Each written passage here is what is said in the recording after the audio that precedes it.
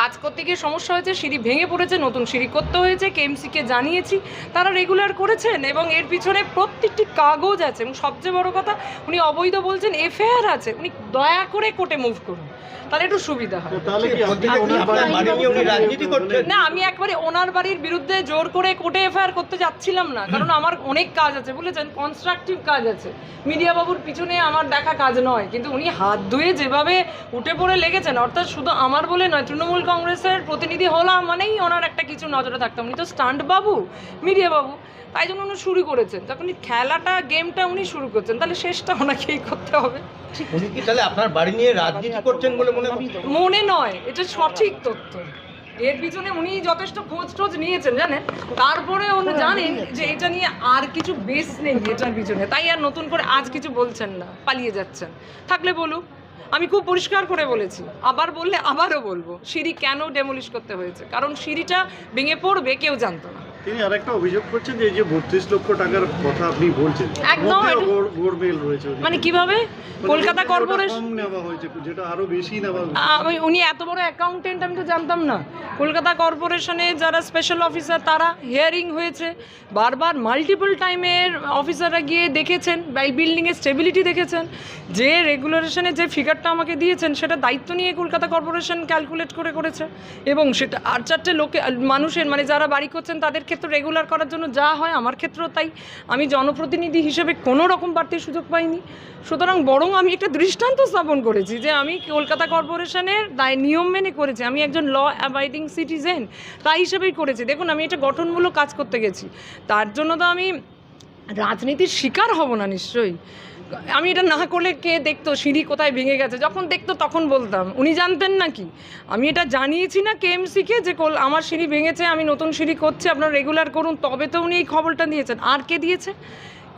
কিছু ইনসাইডাররা যারা দিয়েছেন, তারা না, তাদের জন্য একটু দয়া লাগছে, খারাপ লাগছে। মানে ইনসাইডাররা কারা? মানে আপনাদেরই দলের? আমি সেটা বলতে পারছি না। দেখুন, দুটি কারণ আমি বলে শেষ করব। এক হচ্ছে ওনাকে ধন্যবাদ, এইরকম বিনা পয়সায় পাবলিসিটি দেওয়ার জন্য ধন্যবাদ।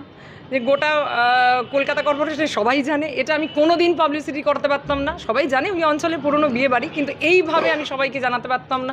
হাতিবাড়ি, আমি নিজে শিল্পী মানুষ, আমার সামনে বাড়িতে একটা হাতি টাতি আছে, সেটা ফাইবার গ্লাসে, এবং সেটা বেশ সকলেই ভালো বলছেন, তাই জন্য উনি এত নাম করে বলতে পারছেন।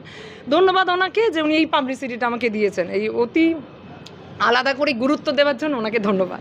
দ্বিতীয় হচ্ছে ইনসাইডার যারা দিয়েছেন, তাদের জন্য একটু দয়া হচ্ছে যে সঠিক তথ্য তুলে দিলেন না ওনাকে, সঠিক সময়ও তো দিলেন না। এখনও তো নির্বাচনে 1 বছর দেরি, তো নির্বাচনে আগে দেওয়ার কথা। এটা দয়াই হচ্ছে, ভুল হয়ে গেল, মানে এটা ভুল জায়গায় খেলা হয়ে গেল, জানেন। খেলা যদি ঠিক জায়গায় করতেন ভালো হতেন। এবার আমি বললাম, দেখুন, ওনার ব্যক্তিগতভাবে কোথায় থাকেন, কটা ফ্লোর, কে রেগুলার, আমার কোনো ইচ্ছা ছিল না, কিন্তু উনি যখন শুরু করেছেন তখন শেষটা তো ওনাকেই করতে হবে। তাই আমি আবারও ছবি দেখালাম, করতে হয়েছে, তার জন্য কলকাতা কর্পোরেশনকে জানিয়ে সেটাকে রেগুলার করতে হয়েছে।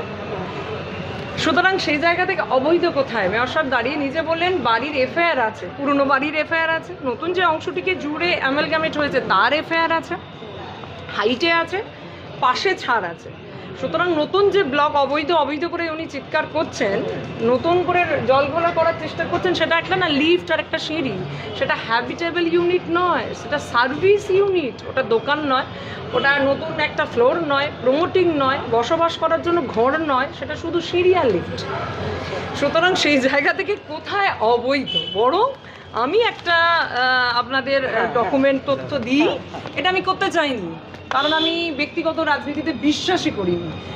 9 বছর ধরে আমি একটি অঞ্চলে জনপ্রতিনিধি, এরম ধরনের ঘটনা আমি আগে কখনো করিনি, কিন্তু উনি এত রকম বেশি মেলাইন করার চেষ্টা করছেন।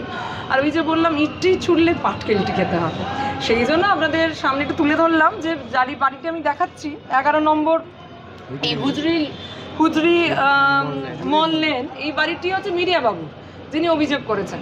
এই বাড়িটি খুব ভালো করে দেখুন, ওনার ঘোষবাবুর বাড়ি, ঘোষ পরিবার বলে লেখা আছে, তার বাড়ির পাশে কর্মকর বাড়ি, কোনো ছাড় নেই। কিন্তু কলকাতা কর্পোরেশনের দুটো বাড়ির মধ্যে তো ছাড় থাকতে হবে, মিডিয়া বাবুর বাড়ির ছাড় কোথায়? তারপর আমি বলছি না, ফটো বলছে, আপনারা গিয়ে খোঁজ নিন, তার উপরেও 2টো ফ্লোর, বলবেন উনি রেগুলার। আমি খোঁজ নিয়েছি রেগুলার, তার মানে উনিও ডেমোলেশন অর্ডার পেয়েছিল, তো তবে তো রেগুলার হয়েছে। কত টাকা উনি দিয়েছিলেন, ঠিক দিয়েছিলেন, এগুলো সব আমাকে একটু জানতে হয়। আমি তো খুব পরিষ্কার করে বললাম যে দেখুন, আমি দায়িত্ববান জনপ্রতিনিধি হিসেবে কলকাতা কর্পোরেশনকে জানিয়েছি ইন্টারনাল চেঞ্জেস আমি না জানলে আমার কেউ ধরতে যেত না, আপনিও জানতেন না, আমিও জানতাম না, কারণ সিঁড়ি তো ছিলই, সেই সিঁড়িটা ভেঙে গিয়ে আরেকটি সিঁড়ি হয়েছে। এটা বাইরের কিছু নয় যে না জানালে দারুণ কিছু ক্ষতি হয়ে যেত, কিন্তু নিয়মের মধ্যে হয় যে ইন্টারনাল চেঞ্জেস হলেও কলকাতা কর্পোরেশনকে জানাতে হয়, তাই আমি জানিয়েছি। সুতরাং এটা গঠনমূলক আমি একটি পদক্ষেপ নিয়েছি, তার জন্য মিডিয়া বাবু মেলাইন করবেন এটা তো হতে পারে না। নিশ্চয়ই, কারণ একেবারে এটা করছেন কেন, উনি নিজেই মানে চালনি ছুঁচকে বলছে তার পিছনে ছেঁদা আছে কিনা দেখতে, এটা কি কখনো হয় নাকি? কিন্তু উনি তাই না? পাল্টা বলছেন যে আপনার বিরুদ্ধে কোর্টে যাবে।